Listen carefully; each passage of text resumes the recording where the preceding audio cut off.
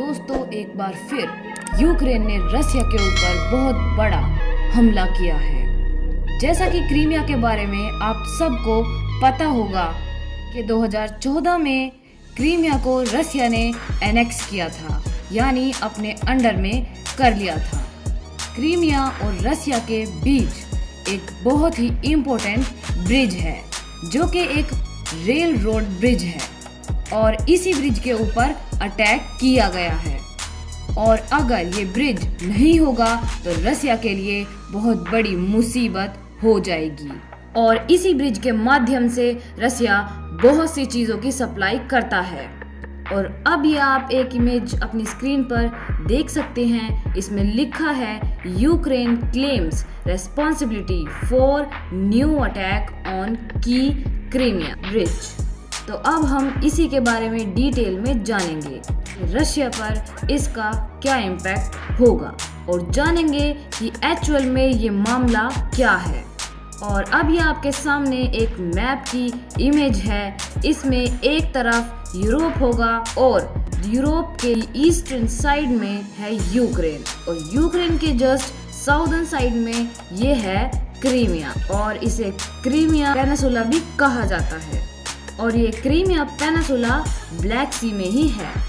Russia ने 2014 में ये जो पेनिनसुला है इसको एनेक्स कर लिया था, यानी अपने अंडर में ले लिया था। रसिया और क्रीमिया के बीच में आप देखोगे तो कोई भी लैंड नहीं है, यानी क्रीमिया कहीं से भी लैंड से जुड़ा हुआ नहीं है। रसिया और क्रीमिया के बीच एक गैप है और इसी गैप को कहा जाता है क्रिच स्ट्रेट। और अब आपके सामने एक मैप की इमेज है। अगर आप मैप में थोड़ा पास से देखोगे तो आपको दिखेगा लेफ्ट साइड में क्रीमिया है और राइट साइड में ये रसिया है। और इन दोनों के बीच का गैप बहुत इजीली देखा जा सकता है। तो देखा जाए, जब भी हम कोई नदी को पार करते हैं तो ब्रिज के द्वारा पार करते हैं। इसी बात को ध्यान में रखते हुए रशिया ने बहुत पैसे लगा के इस गैप की जगह पर एक ब्रिज बनाया है और इस ब्रिज की लेंथ करीब 19 किलोमीटर है और यही वो ब्रिज है जिस पर हमला किया गया है। और ये बताया जा रहा है कि इस हमले में 2 लोग मारे गए हैं, जिनकी एक बच्ची थी वो क्रिटिकली इंजर्ड हुई है। कहा जा रहा है कि यूक्रेन की ये एक नई स्ट्रेटजी है जिसके तहत वो काउंटर ऑफेंस होना चाहते हैं और रसिया के ऊपर अटैक करना चाहते हैं। और इस पूरे अटैक में 2 ब्लास्ट करे गए हैं।